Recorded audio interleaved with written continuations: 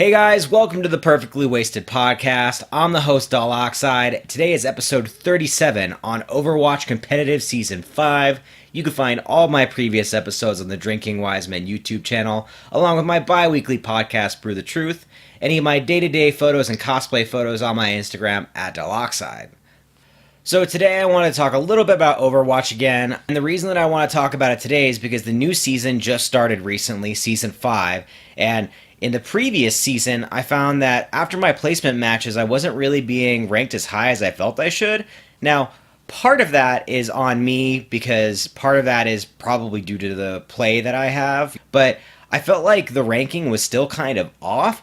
I keep on getting paired with players that seem to be significantly worse than I am. And now, that being said, I don't think I'm like the best player on the planet or anything like that, but I do see people making some pretty drastic mistakes, and unfortunately, if I say anything inside of any of these competitive matches, I feel like I just get my head bit off, and it's really kind of unfair.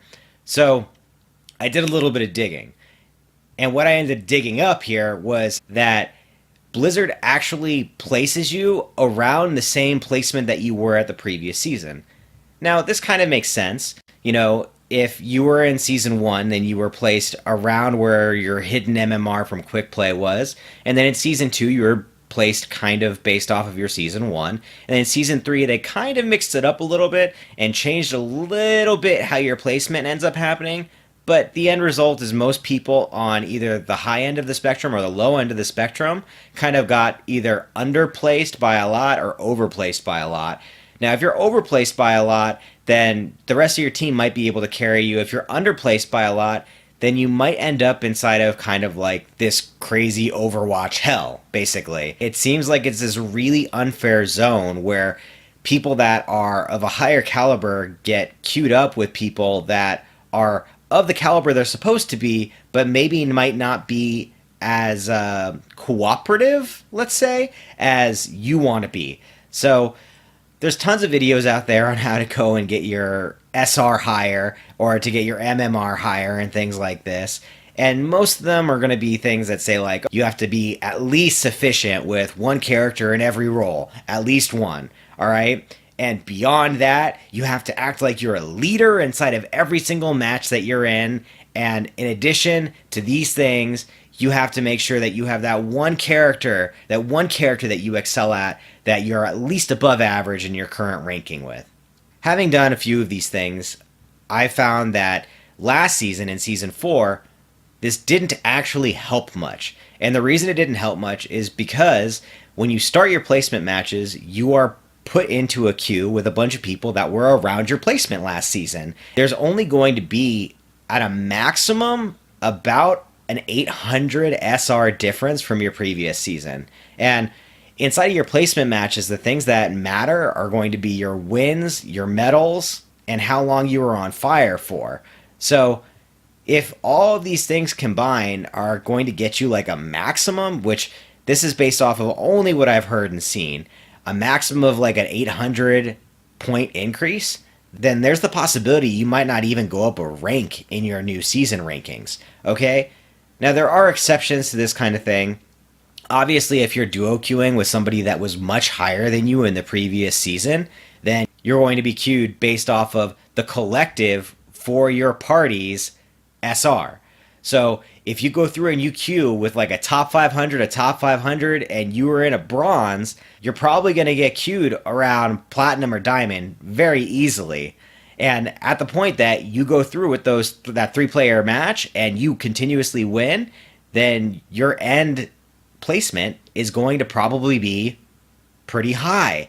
So that's part of the problem here, is that unfortunately Blizzard has found a way to completely fuck over the solo queue players who are trying to increase their SR and make them not want to play, because you do get stuck in this mythical hell, as people call it. You know, you're inside of this area where Blizzard kind of doesn't give a fuck about you, and people that are above you don't want to play with you, because if they play with you and you win, then, you know, you get maybe like 20 to 40 SR and they get like 5. So it's not really something people want to do. You can watch every video that there is.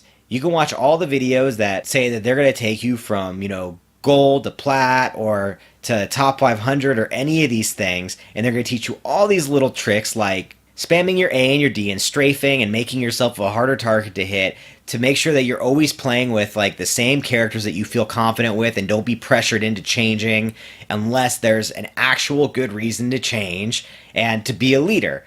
You can watch these videos a million times. You can watch all of the aim improvement videos. You can watch all of the videos that are going to say that they're going to give you the top 10, top 20, top 5, top 7 tips.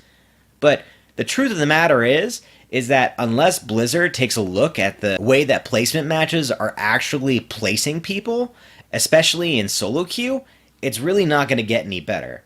So, I know, people are just going to say I'm ranting and raving about something and I could just get better, and I understand, yes, there is room for improvement. Everyone has room for improvement. Even top 500 can be better than they are, but at some point, you have to understand with this many people that are complaining, it's not just that there are that many people that are that bad, it's that the system itself needs to be reworked. All right? And if you go and you do a little bit of the research that I've done, and I say this after several hours of research, trying to figure out, like maybe I'm the problem, okay? And after kind of concluding that there is a chance that I'm the problem in some of these matches, but the majority of the problem is that I'm just not grinding high enough in previous seasons to try and get to a ranking that I feel like I should be kind of near. It just seems like it's not really the point. Like when they come up and they say, all right, here is Diablo 3, for example, where you start out, everyone starts out, and everyone is at the same level. They all start out at the same place, and you grind out your levels, and then eventually you're ranked inside of your top 1,000, 5,000, 100,000, or whatnot, okay? That is an appropriate ranking. That makes sense. Everyone starts out at 0, so obviously it makes sense. Inside of all of the seasons inside of Overwatch, they're basing your current placement matches off of some kind of MMR. Blizzard's response to this is that if you are placed significantly lower than you should be placed, then you're probably going to continuously go on a win streak because you're going to carry the teams that you're on much further. The other side of this is that if you go in and you start getting placed with those people lower than the level that you believe that you are, then what's going to end up happening is that people are going to basically call you a troll or think that you're not trying as hard as you should be or that you shouldn't be the team leader because they're watching all these different videos on how to grind up and they need to be the team leader or they need to be the best at their role. So if somebody goes through and they want to play Soldier 76 and you're tremendously better than they are and you've looked at their previous histories and you can see that and they just don't want to give it to you, then guess what? You're getting fucked. And in these cases, I found that most of the time the team isn't trying to be cooperative with you. They're not trying to win. Even if you know 3 or 4 or every role, you can't carry an entire team by yourself as one player unless you're in a highly significant role or you are so sufficient with the character that you're trying to play that you can literally team kill every single fight. So I am a little bit salty about this, and obviously this was a little bit of a rant, but the overall kind of takeaway from this, I kind of feel like Overwatch needs to look at their competitive seasons and try and find a better method to place players inside of their placement matches. And I don't think that it should be so ridiculous that it's unfair, but let's just say that if you win 3 of your first 3 placement matches in a row, then maybe the 4th placement match should be against people that are in like the 3,000 region or the 4,000 region. If we do this in thousands instead of like hundredths or 500ths, then it kind of makes a little bit more sense because if you're being placed inside of like 3,000, let's say, at the 3,000 SR, and then you start losing, then you obviously have a starting point. At the point that you lose at, you should give the player a secondary chance to try and redeem themselves. If they can't redeem themselves, bring them down maybe 500. Once you've brought them down 500, then if they win, maybe win the second match after that, you know that you're around the right placement at this time. And that's where you can kind of keep on putting them. If they win 3, maybe push them up another 500. If they lose 3, maybe take them down another 500. I mean, I'm not perfect at this MMR stuff. Obviously there's a lot more math that goes into it. but I don't feel like it takes rocket science to figure out the correct placement for somebody. If you can start everyone at 0, and that 0 is a good place to start everyone because then it kind of makes everyone fresh, that's something good. You won't have all these people hating on all these different calculations that you're making. Instead, you have just a more accurate way to rank people.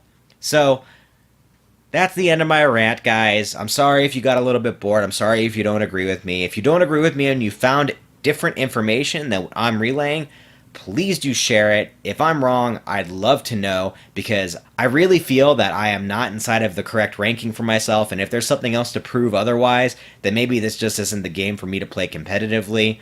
Obviously, I'm not super hardcore into competitive, but I do enjoy playing because I like to win at games that are kind of difficult. So, thanks again. Please do like, subscribe, and share. And again, that was 10 minutes perfectly wasted.